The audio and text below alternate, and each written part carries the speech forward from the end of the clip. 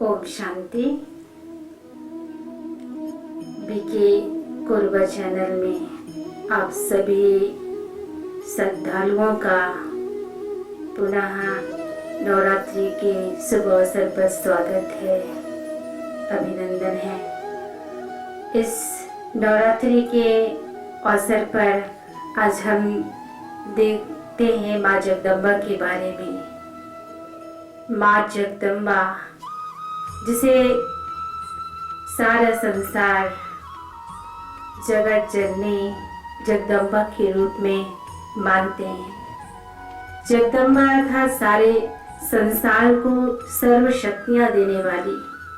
आज आप देखेंगे माँ लक्ष्मी के सामने धन मांगने के लिए जाते हैं और माँ सरस्वती के सामने विद्या लेने के लिए जाते हैं। माँ संतोषी से संतुष्टता का वरदान मांगते हैं, लेकिन माँ जगदम्बा से सर्व मनोकामनाएं मांगते हैं। उनसे अखंड पवित्रता का वरदान मांगा जाता है और सदा सुहागन का वरदान भी मांगा जाता है। सर्व शक्तियों का वरदान भी उनसे मांगा जाता है। तो वो माँ जगदम्बा, जिसका शास्त्रों में हम सुनते हैं कि बहुत सुंदर गायन कामधेनु के रूप में करते हैं। कामधेनु अर्थात सर्व की मनोकामनाएं पूर्ण करने वाली। भारतीय संस्कृति के हिसाब से अगर हम देखें तो ये पशु पक्षी एक प्रतीक माना गया है।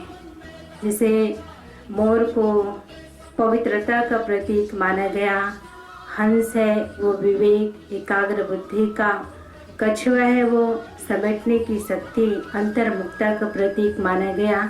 इसी तरीके से गाय को भी भोलेपन, दाता भाव और पवित्रता का प्रतीक माना गया है। तो हम देखते हैं कि धवल वस्त्र धारणी, तन मन से शुद्ध पवित्रता से सुशोभित माँ जगदम्बा ही कामधेनु का स्वरूप है।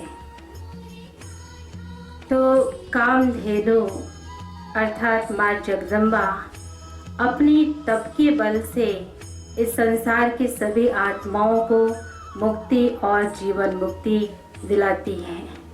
इसलिए माँ जगदम्बा को आदि माता कहा गया है। आदि माता, आदि गुरु, जो संसार को अपनी शिक्षाओं से, अपनी पालना से संपन्न बना दी। तो आज हम देखते हैं कि आखिर जगदम्बा माँ है, वो शिव शक्ति कैसे कहलाई। शास्त्रों में श्रीमद् देवी भागवत में बहुत सुंदर बातें आती हैं कि ब्रह्मा जी के चतुर्युग में देवी का प्रकट होता है। चतुर्युग के अंत में अर्थात कलयुग के अंत में।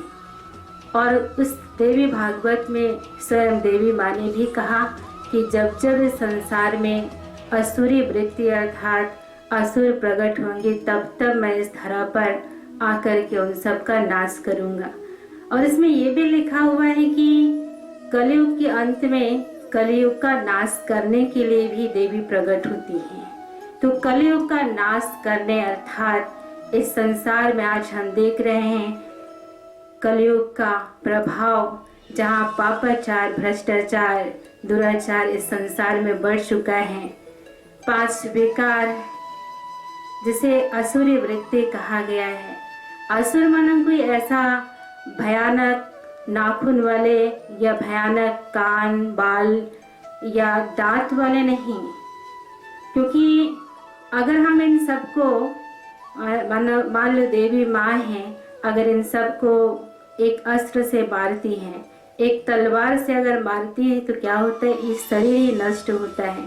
लेकिन उनके अंदर छिपे हुए काम, क्रोध, लोभ, मोह रूपी ये असुरी वृत्तियाँ हैं, वो तो नष्ट नहीं होती, वो आत्मा के साथ में पुनः वापस आ जाती है। तो इन सबको नष्ट करने के लिए स्वयं परमात्मा, निराकार ज्योति स्वरूप परमात्मा इस संसार में आते हैं और जब इस संसार में आते हैं तब इस संसार की रचना नारी शक्ति को ज्ञान गुण और शक्तियों से सजाते हैं। सर्व शक्तियाँ अर्थात अष्ट शक्ति, इसलिए जगदम्बा माँ की हम 8 भुजा वाले रूप को भी बहुत ही प्रसन्न करते हैं। तो 8 भुजा उनकी 8 शक्तियों का प्रतीक है, जिसमें सहन करने की शक्ति, समाने की शक्ति, निर्णय करने की शक्ति, इस सारी शक्तियों का प्रतीक है।